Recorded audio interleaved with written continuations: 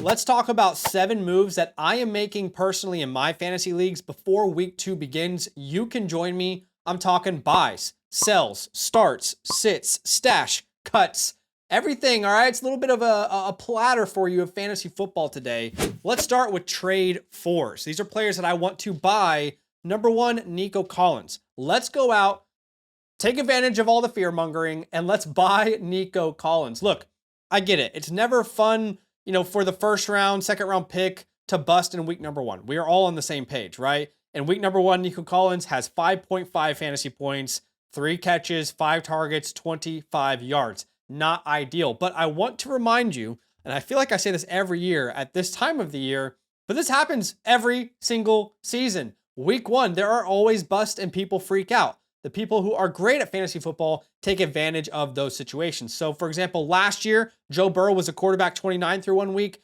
Drake London was a wide receiver 80. Amon-Ra was a wide receiver 77. Sutton was a wide receiver 57. Terry McLaurin, not even a top 70 wide receiver. But ask yourself, what are you going to trust more?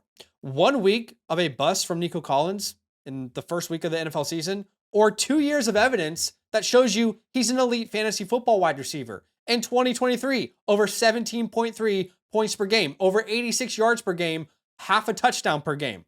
Oh, incredible yards per out run numbers. Last year in 2024, 17.5 points per game, over 8 targets per game, over 80 receiving yards again, and his touchdown numbers go up on a per game basis. Stop freaking out about these elite talents in week number 1. You can add Amon-Ra to this list. You can add the Brian Thomases, but Nico's the one that I want to go out and buy. All right, a running back we want to trade for before we talk about some sells, Travion Henderson. Personally, I was pleasantly surprised with his usage in week 1, and that might be surprising for some of you guys to hear, but let me just explain. He only played in 35% of the snaps in week number 1, but he led all running backs, all players with touches, with 11 total opportunities. So only on the field 35% of the time, but no other player touched the ball more. I mean, he was targeted on 24% of his snaps. Clearly, when he's on the field, they are really intentional about using him. And we talked about this in our Starts of the Week video. But again, despite playing 35% of the snaps, Ramondre up there around 65%, he still easily led the team in fantasy points, 11.1. And that's because in PPR formats, he's a dominant threat through the air, 6 targets, 35% of the snaps. Guys, he is going to take off. I want you to trade for him before he does that. And this is the week to trade for him because he plays Miami this week. He plays Miami, who in week 1 was top 6 in rushing yards, and total points allowed to opposing offenses. I mean, Daniel Jones looked like a Hall of Famer versus this defense in week 1. What can this team, young Drake May, whole bunch of new weapons, Travion Henderson, what can they do? I mean, last week, the Colts ran for 156 yards on this defense. So look, Henderson wasn't a superstar in week 1. Thank God, because now you can actually go out and trade for him for a reasonable price before people realize that his role is just going to continue to grow. Okay, let's talk about players that I want to trade away. Specifically like Aaron Jones. Aaron Jones is like the guy that I would love to trade away if you can before week 2. This is a player that we were not targeting. We were team Jordan Mason. We've got a lot of things right. We've got a lot of things wrong. So that's the nature of fantasy football, right? But so far through 1 week, everything that I was worried about with Aaron Jones came to light. But here's the good news if you own him. There's still a sell window, in my opinion, because you kind of got lucky on Monday Night Football.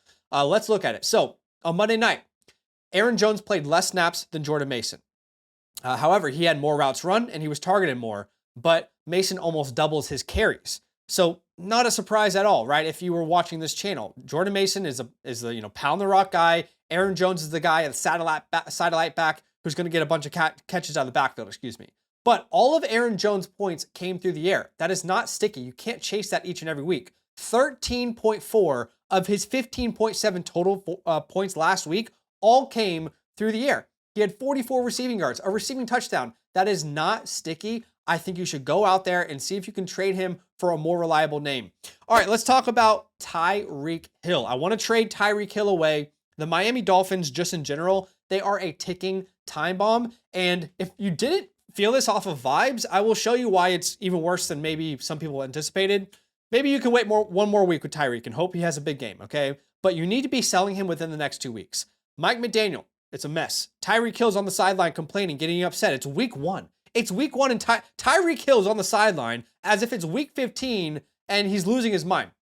But Tyreek Hill, the guy who finished as a wide receiver 1, the wide receiver 1 in fantasy a couple years ago, was just as involved as the wide receiver 3 on this team in week number 1 on Sunday. I mean, Malik Washington ran more routes than Tyreek Hill.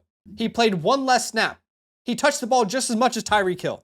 If that doesn't tell you that they're trying to phase this guy out or they've changed their offense entirely, I don't know what will. So sure, Tyreek could have a good game, but I want to get out of there. Okay, let's talk about players that you should bench. Make this move, aka save your week 2 matchup. You should be benching Michael Pittman versus the Denver Broncos. The Broncos were the matchup last week. The Broncos gave up the 3rd fewest points to fantasy wide receivers. And last week, this time, I pleaded with you guys to sit Calvin Ridley, and that's because I hated the matchup against the Denver Broncos. Ridley ended up with under 7 PPR points, 4 catches, 27 yards, The Broncos defense was just strangling the Titans offense. In week 1, the Broncos gave up the fewest passing yards, the fewest total yards, and gave up the 5th fewest points to any opposing offense. Now, last year, it was the same exact thing. Like, more times than not, and no, that doesn't mean all the time, but more times than not, the number 1 wide receiver on your team was locked down against the Denver defense. DK Metcalf under 6 points. Pickens, Mike Evans, Garrett Wilson, Drake London, all these guys under 10 points, some of their worst games of the entire year. And that is because Patrick Surtain ain't no joke. He is that dude. He is legitness, my friend. There's a reason he's a top 5 paid cornerback annually. By the way, Indianapolis has a 10th lowest implied team point total on the week at 21.5 points. So Pittman goes from a good play last week to not a good play this week. That's just the nature of the NFL. That's the nature of fantasy football. Things are constantly changing with news, people being traded and cut. The 2025 season pass is a must-have for your fantasy football season. It's a $34 one-time purchase. When you use my code LAND, you're going to get my up-to-date rankings as soon as I hit submit, okay? So if a trade happens, new matchups each and every week, my weekly and rest of season rankings, as soon as I hit submit, you'll get access to those rankings as well as all the premium tools on the Flock site, like the trade calculator, and you're going to get some vouchers to come on our live stream and ask us questions about your fantasy football team. All right, let's move on. I told you to sit Michael Pittman. I'm going to tell you to sit Isaiah Pacheco as well. The Eagles, the 7th best matchup for running backs in week 1, technically. They gave up the 7th most points. All right. However, technically they gave up the 7th most points, but they were missing their best defensive lineman for the entire game. Now, in my opinion, and one of the wildest discipline decisions of all time, the NFL is going to let Jalen Carter play this week and consider last week, Thursday Night Football, that they're going to consider that his suspension. You can pause this from Tom Pelissero if you want to.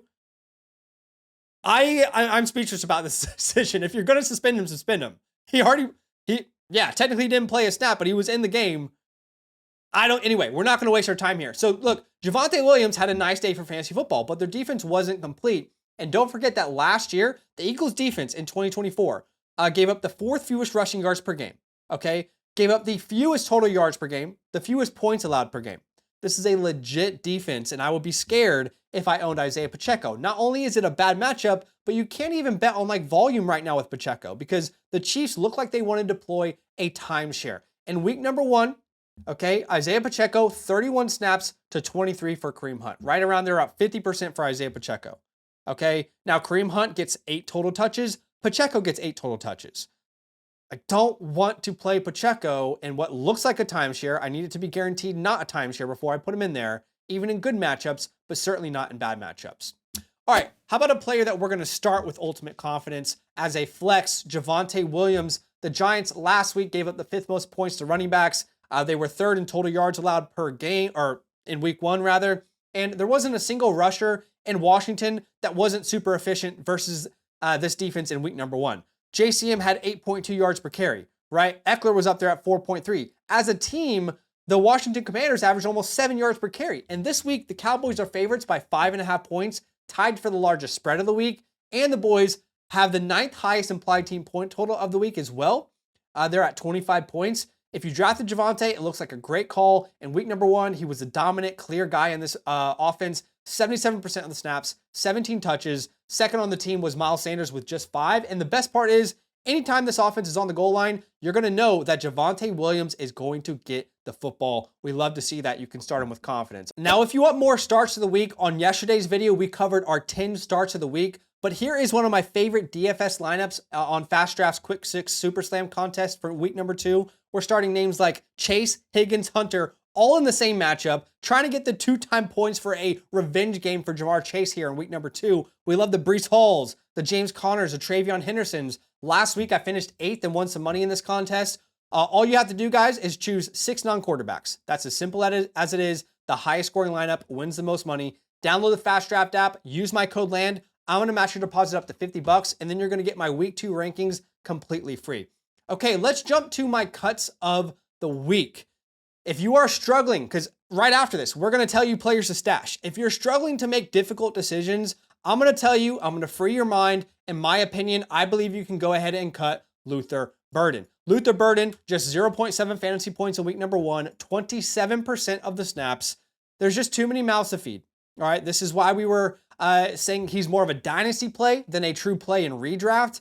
They've even got Olamide Zaccheaus, who has a serious role on this offense. He played 45% of the snaps and got 7 targets, 4 catches, 42 yards. So at some point, I think you can pick Luther Burden back up. But right now, no one's going to be desperate to pick him up off the waiver wire. You can also cut Tank Bigsby, who was just traded to the Philadelphia Eagles. Look, if you want to keep him and you make the case, hey, he's the handcuff in Philadelphia. I know Will Shipley is dealing with an injury, but in my opinion, you only want to handcuff someone if you know they're going to be the clear volume guy if the guy ahead of them goes down. And I can't say that for Tank Bigsby. I think Shipley and Bigsby would have a role. I think it would get messy. I think you're clogging your bench at this point. Same thing with Rashad Bateman. Unless you're in a best ball format, it makes no sense to roster him because you're never going to know when it's a hit or miss. Clear your bench, clear your mind. Go pick up another name. Demario Douglas, 8.2 fantasy points, but it all came from a touchdown, all right? In fact, he had 2 catches and -2 yards. He is only going to play in the slot, and we're going to see less usage because Stephon Diggs is going to be more and more involved as well. He's not playing inside, outside right now, so I think you can cut him. He's a low floor keep. And then Trey Harris. If you were out there and thought, hey, maybe the rookie's going to have a big role early on, no. In fact, he's barely on the field. 8% of the snaps in week number 1. It's just Keenan, Ladd, and Johnson are the dominant guys in that wide receiver room. So cut those guys and free your mind. All right, so those are our cuts. Now let's move on to some stashes. So hopefully you've cleared some space. My favorite stash in week 2 or before week 2, Jaden Higgins. Now, Jaden Higgins might have been cut in some of your leagues. Go pick him up. He didn't get a ton of work in week number 1, only 27 snaps, but he did have 3 targets, only out there for 14 routes run. He had 3 targets. That's a great little percentage there from routes run to targets. However, he did lead the wide receiver room in receiving yards. So again, he wasn't out there much, but he led the receiving room with 32 yards. So that is a very promising sign moving forward. All right, how about Alec Manor? Again, these guys are both rookies. Rookies, their role improves over the course of a season. Alec is a 4th-round pick. Earlier Jaden Higgins was a 2nd-round pick. But Alec absolutely dominated from a utilization perspective. His route participation was about 82%, and he had 7 targets, a 28% target share, which is just insane. I mean, Calvin Ridley had 8 targets. And in week 1, his first ever game, Alec had 7. He's got to be stashed. Now, of course, it didn't turn into much, but you shouldn't have had high expectations in week 1 anyway. Like we've already said in this video, Calvin Ridley is a name that we were not telling any of you guys to start. The formula is there. Like I've said earlier this week, if Cam Ward figures it out, Alec will be a guy that you wished you would have picked up. I've never done this video before in season. I've done it on my Dynasty channel, so I want your feedback. Did you enjoy this type of content? Typically, we present our bust video on days like today. But I want to know your opinion. Is this a more helpful video for you each and every week in season? Let me know. Thumbs up, thumbs down, give me your feedback, and hit the like button only if you found anything helpful. Subscribe only if you thought it was good content. And I'll see you guys in the next video. Love.